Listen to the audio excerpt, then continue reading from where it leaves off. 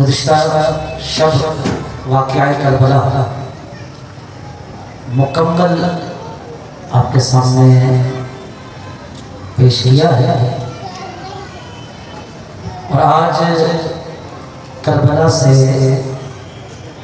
واپس کوفے اور کوفے سے دمشق اور پھر دمشق سے واپس مدینہ کا سفر آپ کی خدمت میں پیش کروں گا۔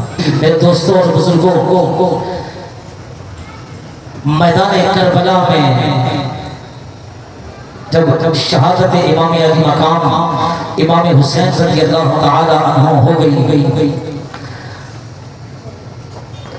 تو لوگوں نے، یزیدیوں نے بھی اپنے اپنے جو لاشیں تھیں ان کو سمیٹنا شروع کر دیا۔ حسینیوں کے پاس تو وہ اسباب نہ تھے، ان کے پاس فقط ایک ہی مرد رہ گیا تھا، امام زین العابدین، اور اس کے علاوہ ان کے پاس اور کوئی نہ تھا جن سے یہ خدمت کی جاتی تھی۔ تاریخ میں لکھا ہے کہ بعد میں آس پاس کے قریبی لوگ شام کے ادھر ادھر کے آئے اور انہوں نے وہیں پر اہل بیت کے جسموں کو جمع کیا اور جمع کر کے ان کے مزارات بنائے۔ بہرحال میرے دوستوں اور بزرگوں کو جس وقت یہ شہادتوں کا سلسلہ مکمل طور پر ختم ہو گیا،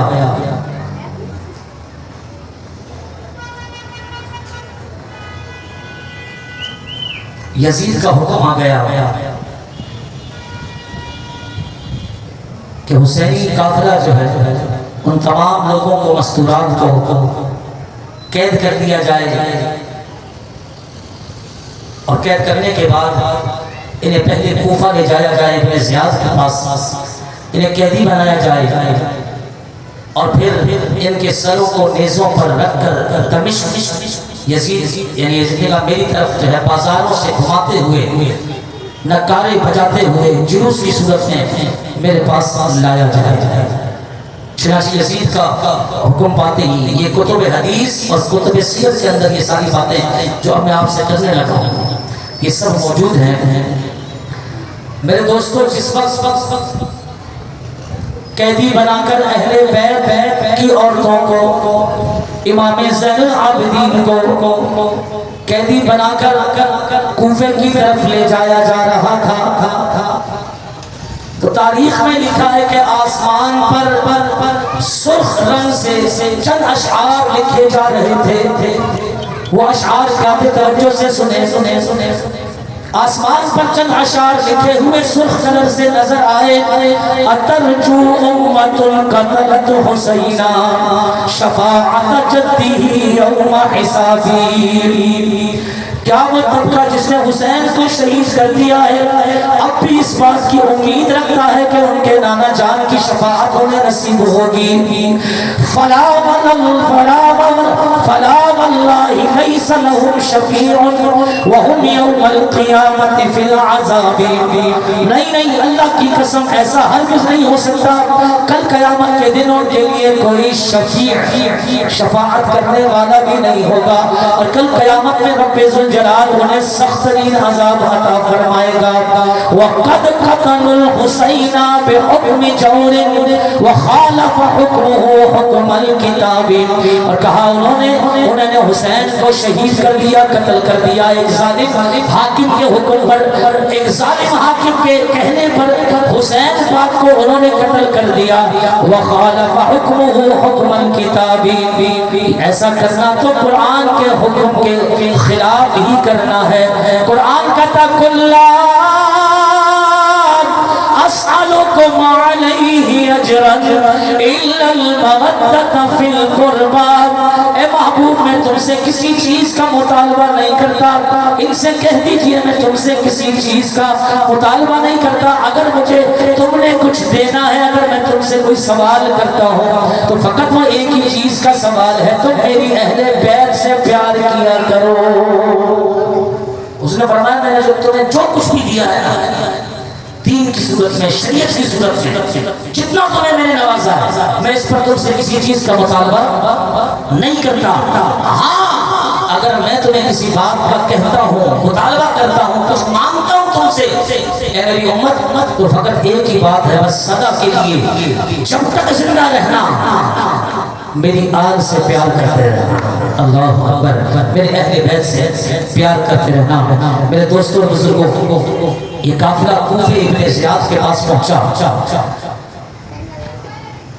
اور ابن زیاد نے کچھ دن اپنے پاس قیدی بنا کر رکھا اور اس کے بعد اس قافلے کو دمشق روانہ کر دیا اس پورے قافلے میں فقط ایک ہی مرد تھا اور وہ امام زین العابدین تھے دوستوں رستے میں یزیدی لشکر کے پاس پانی ختم ہو گیا اب یہ قافلہ کوفے سے دمشق جا رہا ہے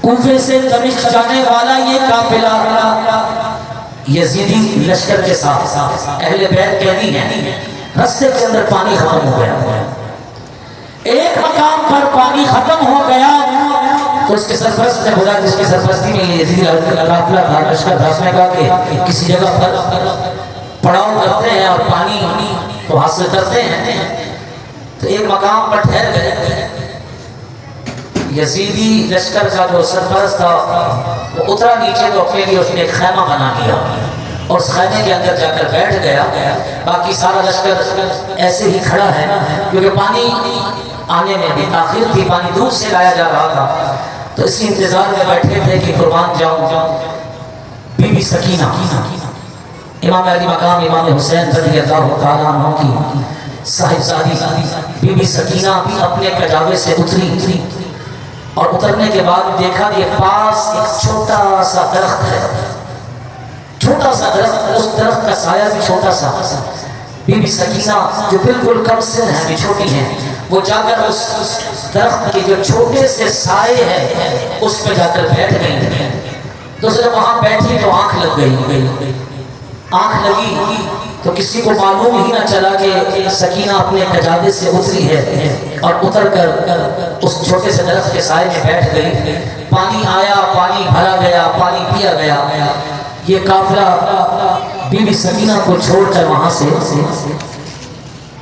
چل دیا اور تھوڑا ہی دور گیا کہ ایک دوسرے سے پوچھا گیا بھئی افراد اپنے بندے سارے پورے ہیں تو پتہ چلا کہ جناب بی بی سکینہ جو ہے وہ ان کی آواز نہیں آ رہی ان کا پتہ نہیں چلا کہاں ہے یہاں پر تو کچھ بعض حضرات نے یہ بھی لکھا کہ چلتے چلتے چلتے جس نیزے پر امام علی مقام امام حسین کا سر پاک تھا وہ نیزہ ان کے ہاتھوں میں سے چھوٹا اور چھوٹ کر خود بخود زمین کے اندر گڑ گیا اور اسے نکالنے کی کوشش کی جا رہی تھی تو وہ نکلتا ہی نہیں تھا تو بڑے پریشان ہوئے کہ یہ نیزہ یہاں کیوں گڑ گیا اور اس کو نکلنے سے نکلتا کیوں نہیں تو پھر ایک دوسرے سے پوچھا گیا مشورہ کیا گیا امام زین العابدین کے پاس آئے اور کہا کہ یہ ماجرا ہے ایسا کیوں ہے تو جب پتہ کیا تو پتہ چلا کہ بی بی زینب قافلے کے اندر نہیں ہے تو اس لیے یہ نیزہ خود بخود جو ہے وہ گھڑ گیا لوگوں نے یہ بھی لکھا کہ جناب قافلہ یوں رکا لیکن بات یہ ہے کہ قافلہ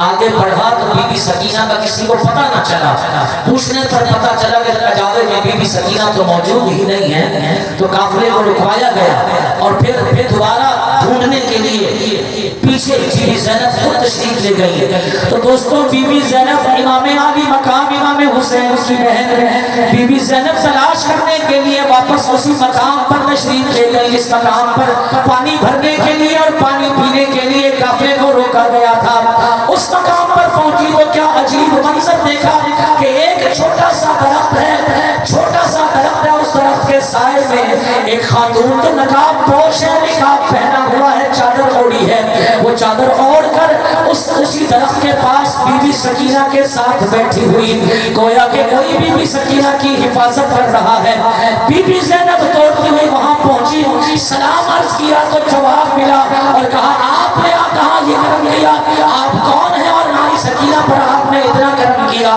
کہ آپ اس کی حفاظت کے لیے کھڑی ہیں آپ نے اپنا نقاب نیچے کیا اور بتایا مجھے نہیں جانتی اے زینب میں تیری ماں فاطمہ ہوں اے زینب میں تیری ماں فاطمہ ہوں جب میں نے دیکھا کہ بی بی سکینہ اس طرح اکیلے سے ہے تو پھر میں دوڑ کر اس کے پاس اس کی وہ روح تھی وہ جسمانی طور پر نہیں تھی وہ اللہ کی طرف سے ایک روح تھی جو ان کی حفاظت کے لیے لائی بہرحال بی بی سکینہ کو لے کر دوبارہ بی بی زینب قافلے کے ساتھ برابر شریک ہو گئی۔ میرے دوستوں اور بزرگوں، یہ قافلہ مزید آگے بڑھنے لگا اور چلتے چلتے جناب دمشق کے اندر داخل ہو گئے۔ جب یہ قافلہ دمشق کے اندر داخل ہوا تو رستے کے اندر لوگوں نے بڑے نگارے بجائے، ڈھول بجائے، گانے باجے اور جناب بڑے تاشے بجائے گئے۔ ایک خوشی کا ماحول بنا ہوا ہے۔ کیوں بھائی؟ کیونکہ یزید کا جو لشکر ہے وہ کامیابی اور فتح حاصل کر کے دمشق کے اندر داخل ہوا۔ ہر طرف خوشیاں ہی خوشیاں ہیں اور ہر طرف خوشی کی لہر دوڑ رہی ہے۔ میرے دوستوں اور بزرگوں، یہ لشکر دمشق کے اندر داخل ہوتا ہے اور ایک مقام پر یہ لشکر پڑاؤ کرتا ہے اور ہر طرف ایسا لگتا ہے جیسے عید کا سماں ہے، لوگ سڑکوں پر ہیں اور یزید کے نعرے لگائے جا رہے ہیں، ڈھول بجے جا رہے ہیں، نگارے بجائے جا رہے ہیں۔ تو اس مقام پر خواتین ہیں جو اپنے گھروں کی چھتوں پر چڑھی ہیں، وہ بھی دیکھ رہی ہیں کہ کچھ قافلہ آیا ہے، ایک دوسرے سے پوچھتی جا رہی ہیں کہ یہ قافلہ ایسا قافلہ ہے، یہ کون لوگ ہیں؟ تو آپس میں گفتگو کرتے ہوئے ایک بوڑھی خاتون نے جب پوچھا چھت پر چڑھے ہوئے کہ یہ قافلہ کیا ہے، کیوں ہے، یہ کون لوگ ہیں؟ تو اس بوڑھی خاتون کو بتایا کہ یہ باغی لوگ ہیں، یہ باغی ہیں جنہوں نے یزید کے لشکر سے بغاوت کی، یزید کی حکومت سے بغاوت کی ہے، تو ان کے مردوں کو کچل ڈالا ہے، ان کی عورتوں کو قیدی بنا دیا ہے۔ اچھا یہ قیدی ہیں؟ ہاں قیدی ہیں۔ اچھا، اس بوڑھی خاتون نے کمبل نکلوائے، پانی بھجوایا، کمبل بھجوایا، ساز و سامان بھجوایا، کپڑے بھجوائے، کہا یہ میری طرف سے ان قیدیوں کو دے دیں، اور چونکہ قیدیوں کی خدمت کرنی چاہیے، بڑا کچھ انہوں نے ان قیدیوں کے لیے بھجوایا۔ وہ بوڑھی خاتون بھی نہ جانتی تھی، بلکہ وہاں کے اکثر لوگ یہ بات نہیں جانتے تھے کہ یہ قیدی کون ہیں جنہیں ہم باغی کہہ رہے ہیں۔ یہ باغی نہیں ہے، یہ تو کائنات کے مالک ہیں۔ یہ باغی نہیں ہے، یہ آقا کریم علیہ السلام کی آل ہے۔ یہ باغی نہیں ہے، یہ سیدہ کائنات کے گلشن کے پھول ہیں جنہیں باغی کہہ کر پکارا جا رہا ہے۔ اللہ اکبر۔ وہ بوڑھی خاتون ان قیدیوں سے پوچھ کر، جاؤ پوچھو ان میں سے کسی کو کچھ چاہیے تو ان کی من مانی چیز ان کو پہنچائی جائے۔ کسی نے کیا کہا، کسی نے کیا مطالبہ کیا، کسی نے کیا چاہا، ان کی من مانی چیز اس بوڑھی خاتون نے فوراً کو پہنچائی۔ تو آخر میں بی بی زینب رضی اللہ تعالی عنہا بڑی حیران ہو کر وہ سامان لانے والے سے پوچھتی ہیں کہ اتنی خدمت ہماری کون کر رہا ہے؟ ہمیں تو کربلا سے لے کر دمشق تک کسی نے آج پوچھا نہیں، کسی ذرے کا نہیں پوچھا یہ کون ہے جو ہماری اتنی خدمت کر رہا ہے اور ہماری خدمت کے اندر اتنا مصروف ہے۔ تو اشارہ کر کے بتایا کہ وہ سامنے چھت پر کھڑی بوڑھی خاتون آپ کو نظر آ رہی ہیں۔ تو آپ نے دیکھا اور کہا ہاں، کہا یہی وہ خاتون ہے جس نے آپ سب کے لیے یہ سامان بھجوایا۔ تو آپ نے اشارہ کر کے اس بوڑھی خاتون کو اپنے پاس بلایا۔ دوستو بی بی زینب نے اشارہ کر کے اس بوڑھی خاتون کو اپنی خدمت میں بلا لیا، اپنی بارگاہ میں۔ کوئی نہیں جانتا کہ یہ بی بی زینب ہے، وہ تو قیدی سمجھ رہے ہیں، قیدی۔ جا کر پیغام دیا گیا کہ قیدیوں کی جو بڑی خاتون ہے وہ آپ کو بلاتی ہے۔ وہ بوڑھی خاتون نیچے اتر کر آئی اور بی بی زینب کے پاس آ کر ملاقات کی، باتیں ہوئی اور انہوں نے کہا کہ جی آپ نے ہماری اتنی خدمت کی، ہماری تو خدمت کوئی بھی نہیں کرتا، نہ کوئی کر سکتا۔ اور کسی نے پوچھا تھا کہ نہیں آپ نے اتنی خدمت کیا سوچ کر کی؟ توجہ چاہوں گا، آپ کو کیا خیال گزرا کہ آپ نے ہماری اتنی خدمت کی؟ دوستوں وہ بوڑھی خاتون کہتی ہے میں نے تو صرف اس لیے خدمت کی کہ آپ قیدی ہیں۔ میں نے کیوں خدمت کی؟ قیدی سمجھ کر کہ بھئی قیدیوں کی خدمت کرنا یہ باعث ثواب ہے۔ اور اس میں اصل بات یہ ہے کہ میں تو آپ کو نہیں جانتی لیکن بوڑھی ہو گئی ہوں، جب میں جوان تھی، اللہ اکبر، وہ بوڑھی خاتون کہتی ہے جب میں جوان تھی میں نے اپنی جوانی کی عمر سیدہ کائنات فاطمہ الزہرا سلام اللہ علیہا کی خادمہ بن کر گزاری۔ میں اپنی جوانی کے اندر سیدہ کائنات کی خادمہ تھی، میں ان کے گھر پر رہتی تھی، اپنی ساری جوانی سیدہ کائنات کی خدمت کرتے کرتے گزار دی. جب میں بوڑھی ہو گئی کسی کام کی نہ رہی, میں نے سیدہ کائنات سے اجازت چاہی کہ اب میں بوڑھی ہو گئی, اب میں دمشق اپنے گھر جانا چاہتی ہوں, آپ مجھے اجازت عطا فرمائیں. سیدہ کائنات نے مجھے اجازت بھی عطا فرمائی, کچھ ساز و سامان بھی مجھے دیا ساتھ میں, اور میں نے کہا اے سیدہ کائنات میں تو اب جا رہی ہوں, شاید آپ سے ملاقات ہو سکے یا نہ ہو سکے, اگر میں آپ سے کسی وصیت کے بارے میں کہوں تو آپ مجھے کچھ نصیحت فرما دیجئے, کچھ وصیت فرما دیجئے. شاید میں اب دوبارہ آپ سے ملاقات نہ کر سکوں, آپ سے ملاقات کا شرف حاصل نہ ہو سکے. پہلے کے لوگ سمجھدار ہوتے تھے, ماں باپ سے بھی کہیں مل کر کہیں جانے لگتے تھے تو کہتے تھے کچھ وصیت فرما دیجئے, کچھ نصیحت فرما دیجئے. استاد سے جب آخری ملاقات کرتے تو کہتے استاد جی کچھ نصیحت کر دیجئے, بزرگوں سے, پیر مرشد سے. تو یہ بوڑھی خاتون جب سیدہ کائنات کے گھر سے واپس اپنے گھر پر خادمیت چھوڑ کر آنے لگی تو نکلتے نکلتے سیدہ کائنات سے کہا کہ کچھ وصیت فرما دیجیے. تو اب یہ بوڑھی خاتون سیدہ بی بی زینب کو بتاتی ہے کہ جب میں وہاں سے آنے لگی تو سیدہ کائنات نے مجھے نصیحت کی تھی. کہا وہ نصیحت یہ تھی کہ انہوں نے کہا کہ اب جانے نہ جانے تم سے ملاقات ہوگی یا نہیں, بس وصیت یہی ہے کہ زندگی میں کبھی کوئی قیدی نظر آئے تو ان کی خدمت کر دینا. اگر زندگی میں کبھی قیدی ہونے کے کہیں پر کبھی قیدیوں سے ملاقات تمہاری ہو تو آگے بڑھ کر ان قیدیوں کی خدمت کر جانا. تو میں تو نہیں جانتی آپ کون ہیں, میں نے تو فقط اس لیے آپ کی خدمت کی کہ سیدہ کائنات کی وصیت کی, سیدہ کائنات کی نصیحت تھی, میں نے اس لیے خدمت کی اور کوشش کی کہ میں آپ کو ہر وہ چیز فراہم کر سکوں جس کا آپ لوگوں کو مطالبہ ہو, طلب ہو. اللہ اکبر. دوستوں بی بی زینب نے اس بوڑھی خاتون کو بڑا حوصلہ دیا اور کہا ہم تو اس وقت سفر کی حالت میں ہیں, قید کی حالت میں ہیں, قید و بند کی حالت میں, ہمارے پاس تمہیں دینے کے لیے کچھ بھی نہیں ہے, ہم تو اس وقت تمہیں دعا ہی دے سکتے ہیں, اگر تم چاہتی ہو تو ہم تمہارے لیے دعا کر لیں. ہاں اور تمہاری کوئی آرزو ہے تو تم وہ بتا دو. کہا آپ دعا فرمائیے. بی بی زینب نے ان کے لیے دعا فرمائی اور کہا آرزو کی جہاں تک بات ہے, اس بوڑھی خاتون نے اس نے کہا آپ یہ دعا بھی فرما دیں اسی آرزو میں میری آرزو یہ ہے جب میں سیدہ کائنات حضرت فاطمہ الزہرا رضی اللہ تعالی عنہا کے ہاں خادمہ تھی تو میں نے دیکھا ان کے 3 بچے تھے, ایک کا نام حسن اور ایک کا نام حسین اور ایک لڑکی تھی زینب.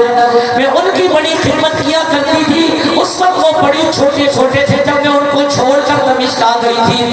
اب سنا ہے سیدہ کائنات فاطمہ الزہرا کا وصال ہو گیا, یہ بھی سنا کہ جناب حسن کو زہر دے دیا گیا, وہ بھی دنیا سے کر گئے, لیکن اتنا ضرور پتا ہے کہ حسین پاک بھی ابھی حیات ہے اور زینب بی بی بھی ابھی حیات ہے. کہ بس فقط ایک ہی بات آرزو کرتی ہوں, آپ میرے لیے دعا کر دیجئے کہ جتنی زندگی میری باقی ہے اس زندگی میں کم از کم ایک مرتبہ میں حسین پاک کی زیارت کر لوں اور ہو سکے تو ایک مرتبہ بی بی زینب سے بھی ملاقات کر سکوں. کہا بس یہ دعا کر دیجئے. قربان جاؤں بی بی زینب نے جب یہ آرزو سنی اور یہ بات سنی کہ اس بات کی دعا کے لیے کہا جا رہا ہے تو آپ نے کہا کہ اگر تیری یہی آرزو اور دعا ہے تو سن, پھر تو یہ تیری دعا قبول ہو گئی ہے. اس نے کہا نہیں جی ابھی آج تک دوبارہ حسین پاک سے ملاقات نہیں ہوئی, بی بی زینب سے آج تک ملاقات دوبارہ ان کو نہیں دیکھا ہے. کہا تیری دعا قبول ہو گئی ہے, دیکھ وہ نیزے پر سب سے آگے جس کا سر رکھا ہوا ہے وہ فاطمہ الزہرا کا لخت جگر حسین پاک کا سر ہے, اور جس سے تو بات کر رہی ہے میں کوئی اور نہیں سیدہ کائنات فاطمہ الزہرا کی بیٹی زینب ہی ہوں. ہاں تیری یہ دعا قبول ہو چکی ہے. اللہ اکبر. تو دوستو یہ کربلا سے دمشق جاتے ہوئے جو سب سے بڑا واقعہ پیش آیا ان واقعات میں ایک یہ بڑا اہم اور عجیب واقعہ تھا. اللہ اکبر. وہ بوڑھی جب یہ بات سنتی ہے تو اس کو وہ زمانہ پاک یاد آ جاتا ہے, سیدہ کائنات کی خدمت کا زمانہ یاد آ جاتا ہے, وہ وقت وہ باتیں سیدہ کائنات کی یاد آ جاتی ہے اور ان کو دیکھ کر افسردہ ہو جاتی ہے, اشکبار ہو جاتی ہے, گریہ وزاری کرنے لگتی ہے اور رو رو کر سیدہ زینب کے قدموں میں گر کر بے ہوش ہو جاتی ہے اور انہیں وہاں سے اٹھا کر جو ہے وہ اپنے گھر کی طرف لے جایا جاتا ہے۔ میرے عزیز دوستوں اور بزرگوں، اب یہ قافلہ اسی مقام پر کھڑا ہوتا ہے کہ ایک صحابی حضرت سہل بن سعد ساعدی، یہ صحابی رسول ہے، وہاں پر نکل آتے ہیں اور وہ دیکھتے ہیں کہ کیسا عید کا منظر ہے اس علاقے کے اندر، دمشق کے اندر، اور لوگ کتنے خوش خوشحال نظر آ رہے ہیں، ہر طرف روشنیاں ہی روشنیاں ہیں، چمک ہی چمک ہے، ہر چہرہ کھلا ہوا ہے، لوگ تو بڑے خوش ہیں، لگتا ہے یہاں عید کا دن ہے۔ جناب صحابی رسول سہل بن سعد ساعدی بیت المقدس کا سفر کر رہے تھے تو دمشق رک گئے، مدینے سے بیت المقدس جانا تھا، رستے کے اندر دمشق کے اندر اتر گئے تو لوگوں سے پوچھنے لگے کیا بات ہے، یہاں تو رونقیں ہی رونقیں ہیں، چاندنی ہی چاندنی ہوئی ہے، کیا بات ہے تم لوگوں کی، کیا علاقے کی کوئی خوشی ہے، کوئی بہت بڑی، کوئی عید کا دن ہے؟ تو جواب دینے والے نے جواب دیا، کہا کہ ہاں ہے تو خوشی کا دن، آپ کو نہیں معلوم،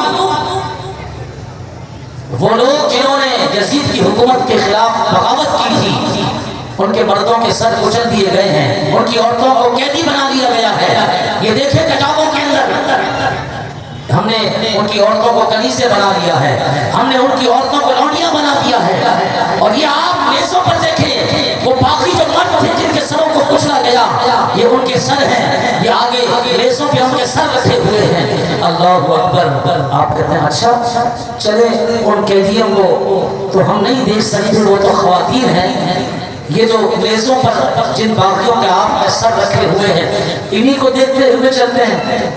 دوستو صحابی رسول حضرت سہل بن سعد ساعدی رضی اللہ تعالیٰ عنہ عمر رسیدہ معمر ہے، آہستہ آہستہ چلتے چلتے چلتے ان نیزوں کے پاس جا کھڑے ہوئے، سب سے آگے نیزہ جس پر سر پاک حسین رکھا ہے، امام علی مقام امام حسین رضی اللہ تعالیٰ عنہ کا سر پاک رکھا ہے۔ صحابی رسول حضرت سہل اس نیزے کے پاس جاتے ہیں اور جا کر بڑی غور سے اس نیزے پر رکھے سر کو دیکھتے ہیں، چونکہ سفر پر تھے اس لیے گرد و غبار آپ کے چہرے پر لگا ہوا تھا، آپ کے چہرے پر گرد و غبار تھا اور زلف پاک جو ہے بال مبارک وہ بھی چہرے پر ڈلے ہوئے تھے، تو آپ قریب ہوئے، آپ نے ہاتھوں سے امام علی مقام امام حسین کے چہرے سے ہلکی ہلکی گرد صاف کی اور بالوں کو جیسے ہی ہٹایا تو یکدم پکار اٹھے اور کہنے لگے یار اس کا چہرہ تو حسین پاک سے ملتا ہے، ہو بہو اس کا چہرہ تو حسین سے ملتا ہے۔ پاس ایک شامی لڑکا کھڑا تھا، اس نے کہا کہ آپ کو پہچان نہیں ہوئی ابھی تک؟ ارے یہ حسین پاک سے ہو بہو ملتا نہیں، یہ تو سر ہی حسین پاک کا ہے، آپ کیا پہچانے یہ سر کس کا ہے؟ یہ سر تو حسین پاک کا ہے۔ اللہ اکبر۔ صحابی رسول حضرت سہل بن سعد ساعدی حسین پاک سے ملے تھے، اس وقت ملے تھے جب انہوں نے حضور کی گود میں حسین پاک کو کھیلتے ہوئے دیکھا تھا، اس وقت ملے تھے کہ جب حسین پاک حضور کے کندھوں پر سواری کیا کرتے تھے، اس وقت ملے تھے جب حضور کے کندھوں مبارک پر اور پیٹھ پر حسین پاک سوار ہو جاتے تو حضور اپنے سجدوں کو لمبا کر دیا کرتے تھے۔ صحابی رسول نے تو حسین پاک کو اس حال میں دیکھا کہ حضور حسین پاک کا لعاب جو ہے وہ چوسا کرتے تھے، اس حال میں آپ نے دیکھا کہ حسین پاک کی خاطر خطبے کو حضور روک دیا کرتے تھے، حسین آ جائیں تو حضور خطبہ چھوڑ دیا کرتے تھے، جمعے کا خطبہ چھوڑ کر حسین پاک کو اٹھانے کے لیے حضور جو ہے وہ آگے بڑھ جایا کرتے تھے۔ اور پھر جوانی کا عالم بھی دیکھا تھا، چہرہ حسین کا دیکھا ہوا تھا، لیکن اس بات کا یقین اور گمان بھی نہ تھا، یقین تو دور کی بات گمان بھی نہ تھا کہ یہ بدبخت اس طرح حسین پاک کے سر پاک کو اس طرح کاٹ کر تلواروں پر جو ہے وہ نیزوں پر اچھالیں گے اور نیزوں پر رکھ کر جو ہے اس طرح دمشق کی گلی کوچوں کے بازاروں کے اندر گھمائیں گے۔ اللہ اکبر۔ صحابی رسول حضرت سہل بن سعد ساعدی اس شادی کی جب بات سنتے ہیں کہ آپ پہچانے بھی نہ کہ ہاں یہ شبیہ حسین نہیں، اس کی صورت حسین سے ملتی نہیں، بلکہ رب کعبہ کی قسم یہ خود حسین ہے اور یہ سر پاک حسین ہی کا ہے۔ اللہ اکبر۔ میرے دوستو، صحابی رسول حضرت سعد بن سعد سر پاک حسین کے قریب آتے ہیں، اس کو بوسہ دیتے ہیں اور اشکبار آنکھوں سے اس کے سر پاک کی زیارت کرتے ہیں اور اتنا روتے ہیں کہ وہیں پر گر پڑتے ہیں۔ کمزوری کا عالم تو ہوتا ہی ہے، لوگ آپ کو اٹھاتے ہیں، ہوش میں آتے ہیں، اور اب آپ کہتے ہیں یہ قافلہ کس طرف جا رہا ہے؟ کہا اب تو یہ قافلہ یزید کی دربار میں جائے گا۔ آپ نے بیت المقدس کی طرف جانے کا ارادہ کینسل کر دیا اور کہا میں بس اسی سر پاک کے ساتھ اب یزید کے دربار میں خود جاؤں گا۔ اللہ اکبر۔ دوستو، دمشق کے اس بازار سے یہ قافلہ روانہ ہو گیا، رات پڑ گئی، رات کا پچھلا پہر تھا، یہ قافلہ ایک مقام پر سونے کے لیے رک گیا، سونے کے لیے۔ تو جس کی ذمہ داری لگائی تھی نا کہ یہ سر پاک والا نیزہ ہے کہ تم نے ساری رات جاگنا ہے اور حفاظت کرنی ہے، ہاں یزید کے دربار میں اس کو پیش کرنا، کہ ایسا نہ ہو کہ کوئی چرا کر لے جائے، غائب ہو جائے تو ہم کیا جواب دیں گے؟ اس لیے اس کی ذمہ داری لگائی کہ یہ تم نے تھامنا ہے، وہ سونا نہیں ہے۔ جس جگہ پر پڑاؤ کیا، جس دیوار کے ساتھ یہ قافلہ لشکر ٹھہرا، وہ ایک عیسائی راہب کی دیوار تھی، عیسائی راہب، جس کے پاس یہ نیزہ تھا جس پر سر پاک حسین تھا۔ آدھی رات کے وقت اس نے اسی دیوار کے ساتھ اس سر پاک والے نیزے کو ٹیک لگائی، کھڑا کیا اور پاس بیٹھ گیا، بیٹھا تو اس کی آنکھ لگ گئی۔ اس گھر کے اندر ایک عیسائی راہب رہتا تھا، عیسائیوں کا راہب عالم تھا، آسمانی کتابوں کا اسے علم تھا۔ اس نے دیکھا آدھی رات کا وقت ہے، گھر کے اندر کچھ روشنی سی محسوس کی۔ اس نے کہا یہ چاند کی رات بھی نہیں ہے، آخر مسئلہ کیا، یہ روشنی کیسی ہے؟ تو فوراً جو ہے وہ اپنے اس کمرے کے اندر گیا جو بیٹھک نما اس نے اپنی عبادت خانہ بنایا ہوا تھا، وہاں گیا تو وہ کمرہ تو سب سے زیادہ روشن، تو اس نے روشن دان کی طرف دیکھا تو وہاں سے اسے کچھ روشنی اور نور روشنی آتی ہوئی اسے نظر آئی۔ یا کہ اس نے اپنے گھر کا دروازہ کھولا اور گھر کا دروازہ کھول کر یہ باہر نکلا تو دیکھا ایک بہت بڑا لشکر ہے، قافلہ ہے، ایک بہت بڑا لشکر ہے جو باہر کھڑا ہے، اور اس کے روشن دان کے پاس جو نیزہ رکھا ہے اس پر سر پاک حسین رکھا ہے، اور اس سر پاک حسین کے ماتھے سے ایک روشنی پھوٹتی ہے جو اس کے گھر کے اندر داخل ہو رہی ہے، جس سے راہب کا سارا گھر روشن ہو گیا ہے۔ اس نے کہا ہو نہ ہو، اور اس نے پچھلی کتابوں کا تو پڑھا ہی تھا، سارے معاملات پڑھے تھے۔ اس نے وہ اس شخص کے پاس گیا، اس کو جگایا، اس نے کہا باہر جو ہے نا وہ آپ لوگ بیٹھے ہیں، چلو یہ جو سر پاک ہے میں چاہتا ہوں کہ تھوڑی دیر کے لیے مجھے دے دیں اندر گھر میں۔ نہ ہم کسی کو نہیں دیں گے، ہمیں صبح جو ہے یزید کو جواب دینا ہے۔ اس نے کہا کچھ پیسے لے لو مجھ سے۔ پیسے؟ ہاں کتنے دو گے؟ اس راہب نے بہت بڑی ڈیمانڈ ان کے آگے رکھی، بہت بڑی یعنی کہ پیشکش کی ان کو۔ اس نے کہا کوئی مسئلہ نہیں، ویسے باہر ہم بیٹھے ہوئے کہاں جائے گا؟ پیسہ لیا، مال لیا، اور وہ نیزہ اس عیسائی راہب کے ہاتھ میں پکڑا دیا۔ میرے دوستوں اور بزرگوں، وہ عیسائی راہب اس کی خوش قسمتی تھی نا یار، ہائے ہائے۔ ہاں لوگ کہتے ہیں جو سر پہ رکھنے کو مل جائے نالین حضور، تو پھر ہم بھی کہیں کہ ہاں تاجدار ہم بھی ہیں۔ تو نالین حضور اگر سر پہ رکھنے کو ملے تو تاجدار ہونے کا دعویٰ، اور حسین پاک کا سر پاک مل جائے وہ ہو عیسائی اور پھر وہ عیسائی ہی رہے۔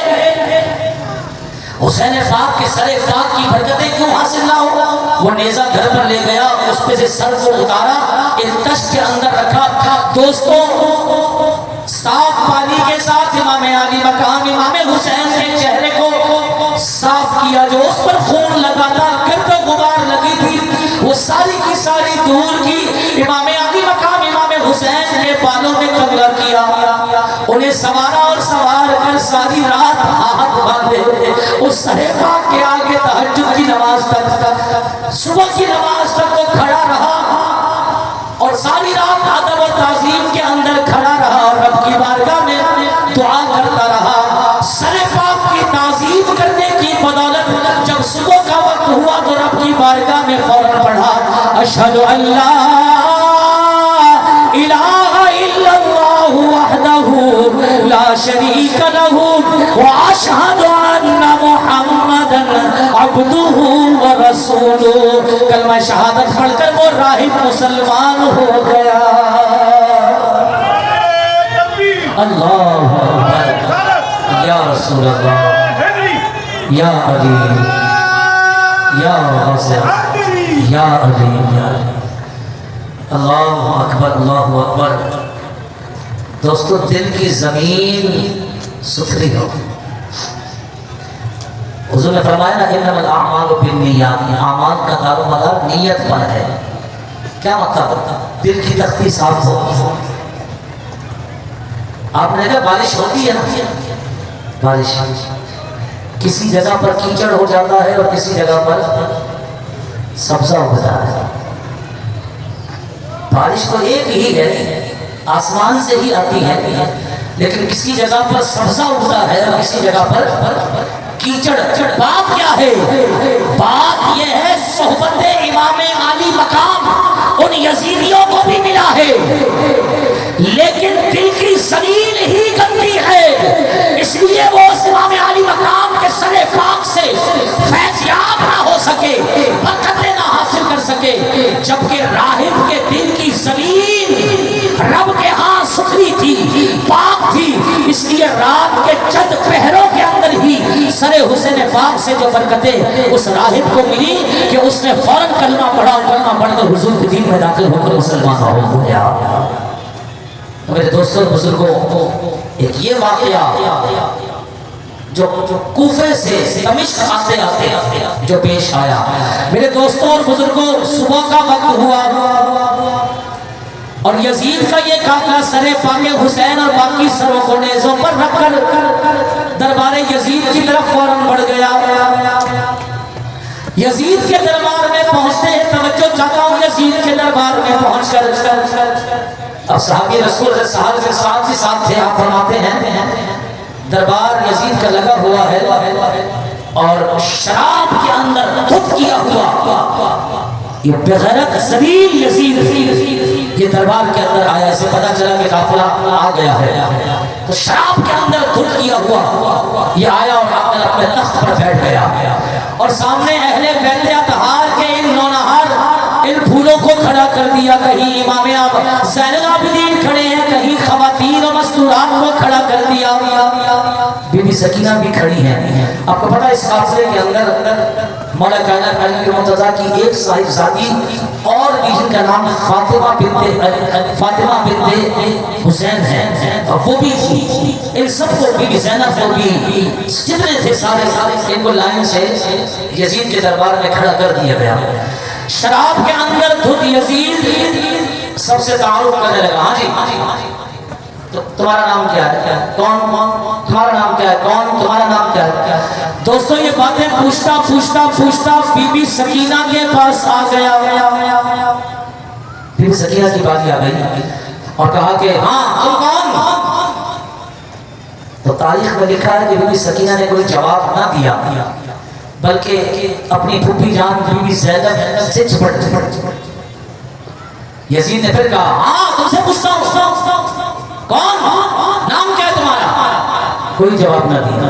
تیسری دفعہ پھر اس نے اسی بدتمیزی والے انداز سے کہا تو امام زین العابدین رضی اللہ تعالیٰ عنہ نے کہا بدبخت تو نے جو رسہ سکینہ کی گلے میں باندھا ہوا ہے وہ اتنا کسا ہوا ہے کہ بولنے میں اس سے بات بھی نہیں کی جاتی.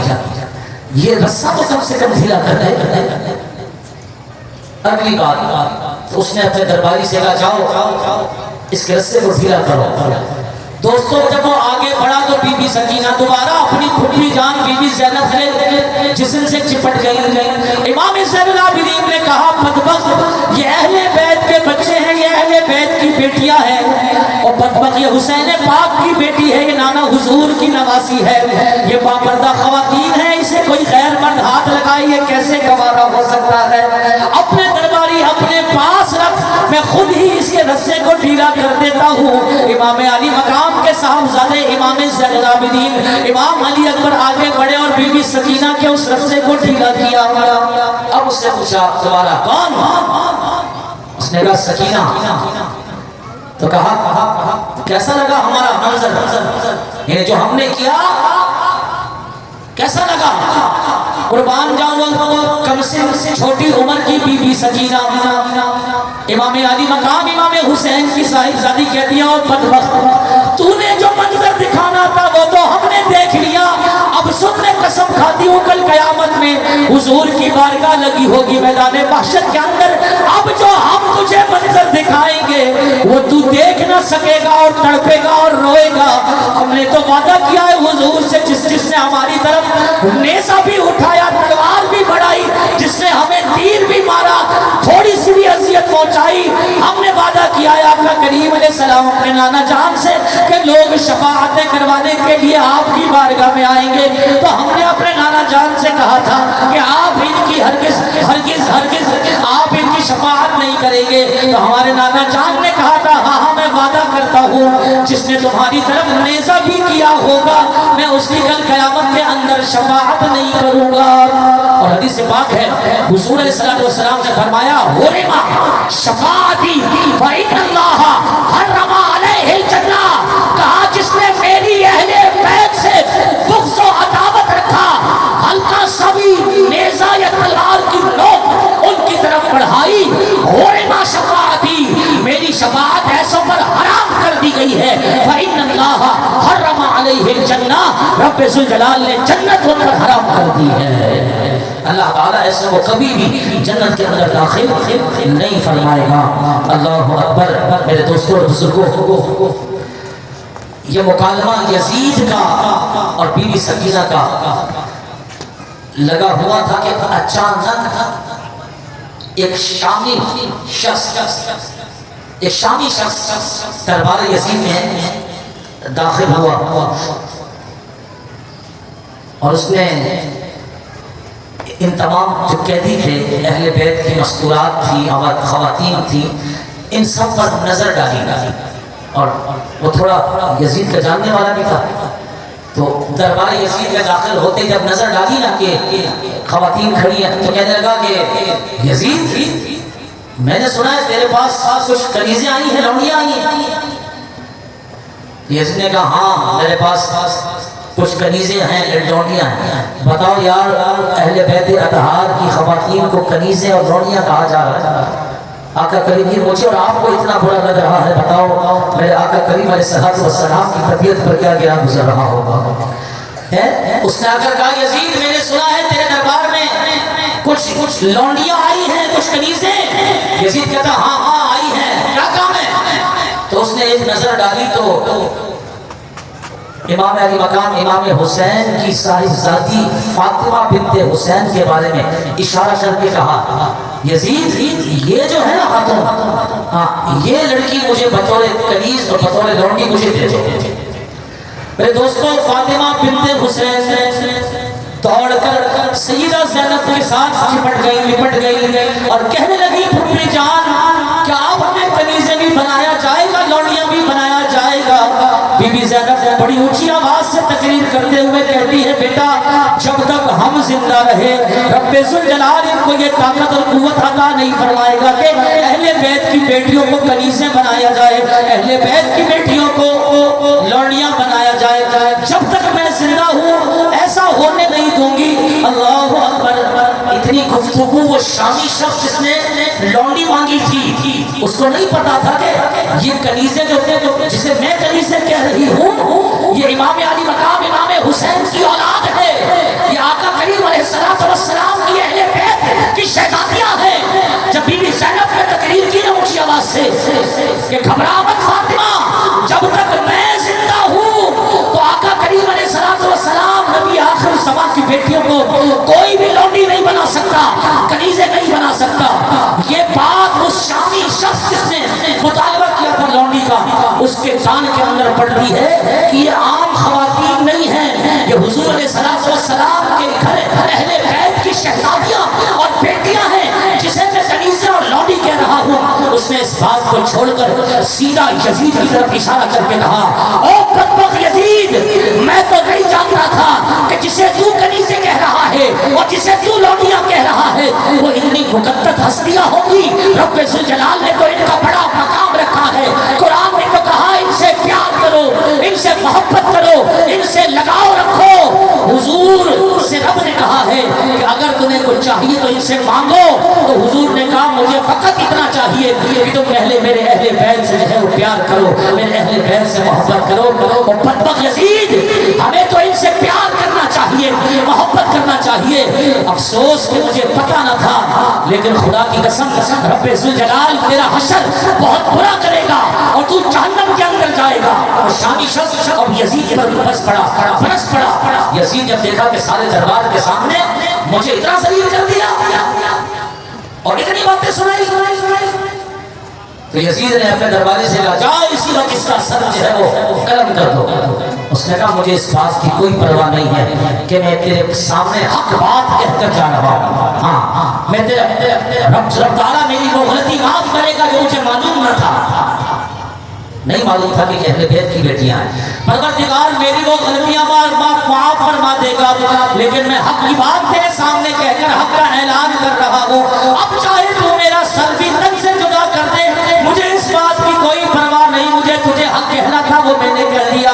یزید نے اپنے درباری کو بھیجا اور جا کر اس شامی شخص کے سر کو اس کے تن سے جدا کروا دیا اور اس کا سر اس کے تن سے اڑا دیا، شہید کر دیا۔ بولے انا للہ وانا الیہ راجعون۔ میرے دوستو بزرگوں، یزید نے ان تمام اہل بیت اطہار کے جو یہ پھول تھے، مستورات تھی، ان سب کو قید کر دیا۔ تاریخ میں لکھا ہے 1 سال کے قریب کم و بیش، تقریباً 1 سال قید رکھا، اور بعض نے کہا کہ نہیں 1 سال نہیں، کچھ مہینے ان کو قید رکھا۔ حسین پاک کے سر پاک کو الگ رکھ دیا، باقی جو نیزوں پر سر تھے وہ الگ رکھ دیے گئے۔ بہرحال کچھ دنوں کے بعد یزیدی درباریوں نے یزید سے کہا کہ ان لوگوں کو یہاں قید رکھنا تیرے لیے بہتر نہیں، تو کیا چاہتا ہے؟ ختم جو ہونا تھا وہ ہو گیا۔ اب اگر یہ زیادہ عرصہ یہاں پر رہے نا اہل بیت تو تیری حکمرانی ہی خطرے میں پڑے گی، لوگ سوال اٹھائیں گے، اس لیے اس کو واپس بھیج دے۔ تو ان درباریوں کے مشورے کے مطابق یزید نے ان سب کو بلایا اور امام زین العابدین سے کہا کہ تمہیں مدینے بھیجا جا رہا ہے، تمہیں اگر ساز و سامان چاہیے، کچھ مال چاہیے، کوئی چیز چاہیے سفر کے لیے، تو میں تمہیں سب کچھ دینے کے لیے تیار ہوں۔ امام زین العابدین کہتے ہیں تمہارے مال پر ہم لعنت بھیجتے ہیں جی۔ امام زین العابدین کہتے ہیں تمہارے مال پر ہم لعنت بھیجتے ہیں، ہماری اپنی ذاتی چند چیزیں ہیں جو ہم سے چھین لی گئی تھی، اگر ہمیں واپس وہ لوٹا دی جائے تو ہم چلے جاتے ہیں، ہمیں وہ دے دی جائے گا۔ تو اس نے پوچھا کہ ہم لوٹا ہوا مال، اس نے کہا ہم لوٹا ہوا مال واپس نہیں کرتے، کہا ہمیں وہ چیزیں مل جائیں۔ تو اس نے کہا کہ درباری نے کہا کہ اب دینا ہے دے، جان چھڑا کے جائیں، اب وقت نہیں رہا ان کو مزید یہاں رکھا جائے۔ تو اس نے کہا بھائی کیا کیا سامان چاہیے؟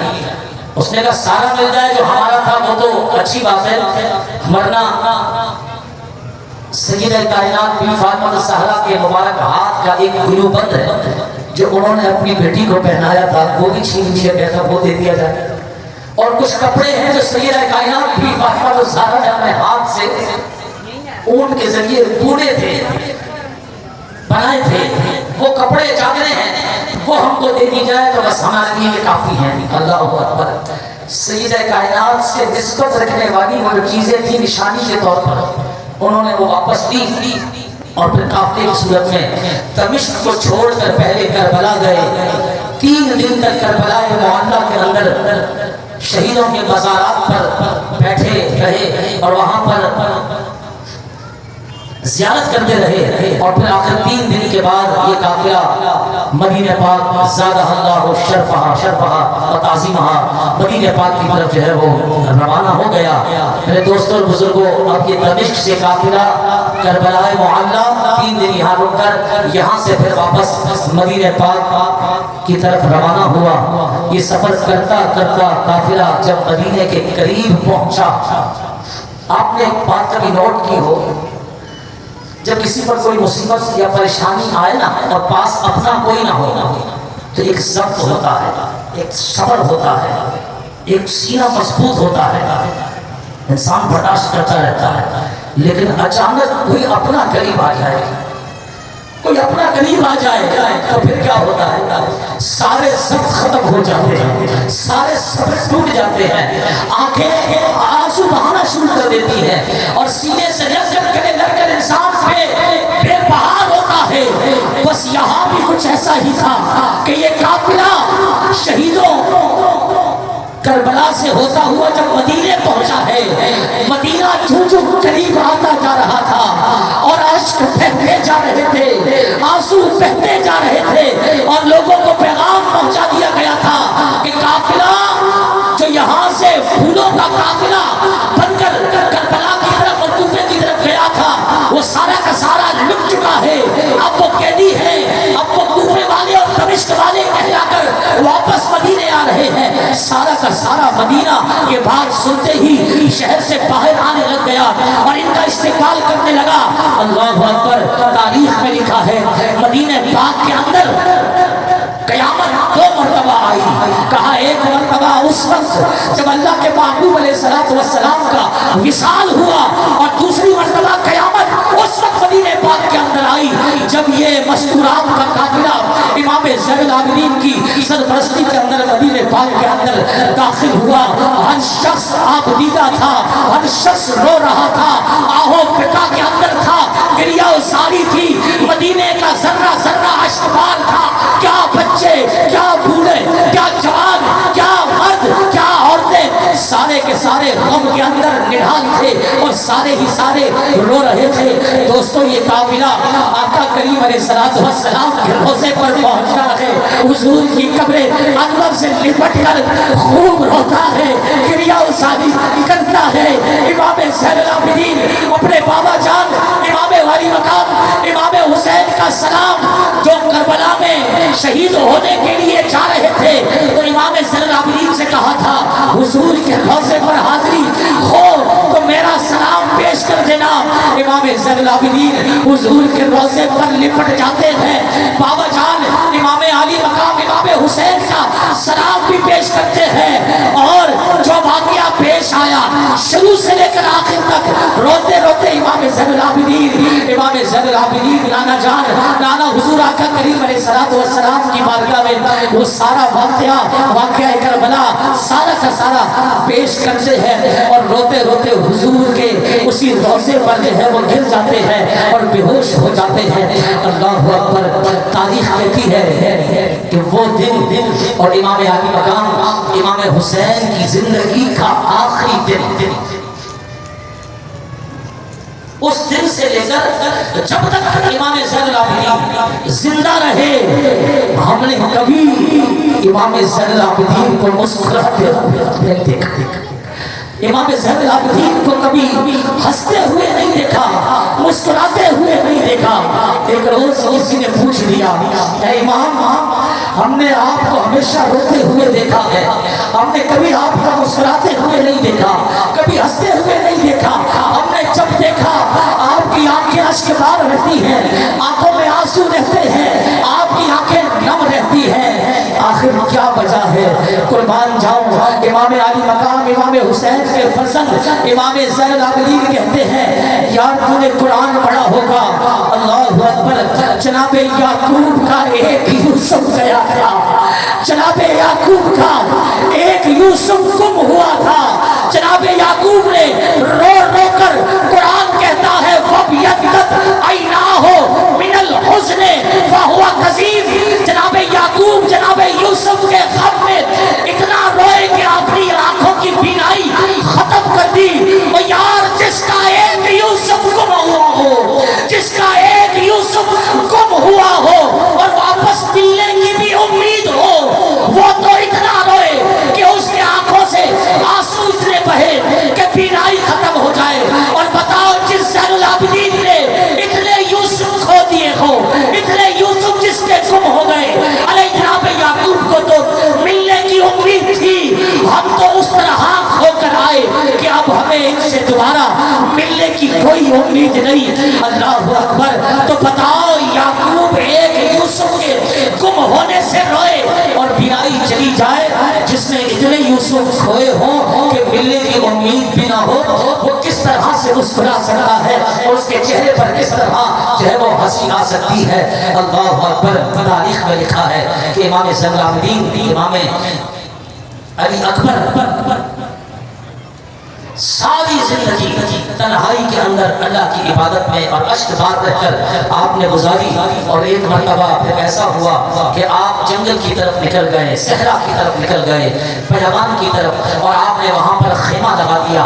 سب سے دور الگ تھلگ اس خیمے کے اندر جو ہے آپ اللہ کی عبادت میں مصروف رہتے، صحرا کے اندر ہی رہتے۔ بڑا عرصہ گزر گیا تو آپ نے ایک مرتبہ عبادت کے اندر مصروف تھے کہ ایک شخص پیاس سے تڑپتا ہوا، ہانپتا ہوا، ہانپتا ہوا، ہانپتا ہوا، دوڑتا ہوا اسی امام زین العابدین کے خیمے کے پاس آیا اور آ کر کہنے لگا، العطش العطش ہائے پیاس، ہائے پیاس، العطش العطش ہائے پیاس، ہائے پیاس، ہے کوئی پانی کا ایک پیالہ دے دے، ہے کوئی پانی کا ایک پیالہ دے دے۔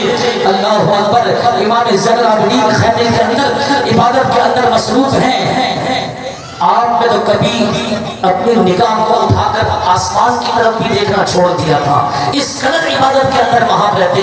آپ اٹھے، اٹھ کر آپ نے پانی کا ایک پیالہ بھرا اور پانی کا پیالہ بھر کر آپ کی نگاہیں جھکی ہیں، نگاہیں نیچی ہیں۔ العطش العطش ہائے پیاس، ہائے پیاس کہنے والے کے آگے پانی کا وہ بھرا ہوا پیالہ پیش کیا، اس نے فوراً لیا اور پانی پینے کے لیے منہ سے لگایا۔ منہ سے لگانے کے لیے جیسے وہ پانی اس نے ختم کرنا چاہا، پیالہ اوپر ہوا، اس العطش العطش پیاسے نے چہرے میں نگاہ اٹھائی اور چہرے پر نگاہ پڑی تو ایک دم پانی پیتے پیتے رک گیا کہ ہائے ہائے، یہ کون دیکھ رہا ہوں، یہ کسے دیکھ رہا ہوں۔ پانی ہاتھ سے چھوٹ جاتا ہے اور کہتا ہے، آپ نے مجھے پہچانا نہیں۔ آپ کی نگاہ جھکی ہے، نگاہ جھکی ہے۔ وہ سمجھا کہ انہوں نے مجھے دیکھا ہی نہیں، لیکن جب اس نے دیکھا پانی پیتے پیتے تو فوراً کہا کہ آپ نے مجھے پہچانا نہیں۔ قربان جاؤ امام زین العابدین نے اسی طرح نگاہیں جھکائے جھکائے ایک اور پیالہ پانی کا بھرا اور بھر کر وہ بھی اس کو دیا اور کہا، ہاں میں تمہیں کیوں نہیں پہچانا اور میں تمہیں کس طرح بھول سکتا ہوں۔ تو کہا کہ اگر پہچان گئے تو پھر پیالے پر پیالہ اور پانی۔ کہا، ہاں جو تم نے ہمارے ساتھ کیا تھا وہ تمہارا حال تھا۔ اہل بیت تو اپنا سب کچھ لٹانے کے لیے تیار ہوتے ہیں، وہ تمہاری عادت تھی، تم نے اپنی فطرت کے مطابق کیا۔ اہل بیت کی فطرت یہ نہیں، ان کے دروازے پر جب کوئی آتا ہے تو یہ اپنا سب کچھ اٹھا کر قربان کرتے ہیں۔ دوستو جانتے ہیں وہ پیاسا شخص جو العطش العطش کر رہا تھا وہ کون تھا؟ جی تاریخ میں لکھا ہے وہ ابن زیاد تھا، ابن زیاد۔ بولے جی اللہ اکبر، بولے جی اللہ اکبر۔ اور ایک روایت میں آتا ہے کہ وہ خود یزید تھا جس نے امام علی مقام امام حسین پر نہر فرات کا پانی بند کروا دیا تھا۔ ہائے ہائے، کہا وہ تیری فطرت تھی کہ تو نے ہم پر پانی بند کروا دیا، اور آج جو العطش کہتا ہے، پیاس کہتا ہوا آیا، یہ اہل بیت کی فطرت ہے، تجھے جتنا پانی پینا ہے میں تیرے کو پانی پلاؤں۔ اللہ اکبر۔ میرے دوستو بزرگوں، یہ کربلا کا واقعہ اور کربلا سے کوفہ، کوفہ سے دمشق اور دمشق سے پھر واپس مدینہ پاک، دمشق سے واپس کربلا اور پھر کربلا سے واپس مدینہ پاک کا کچھ مختصر واقعہ تھا، بیان تھا۔ رب ذوالجلال ہمیں اہل بیت سے سچا پیار محبت عطا فرمائے۔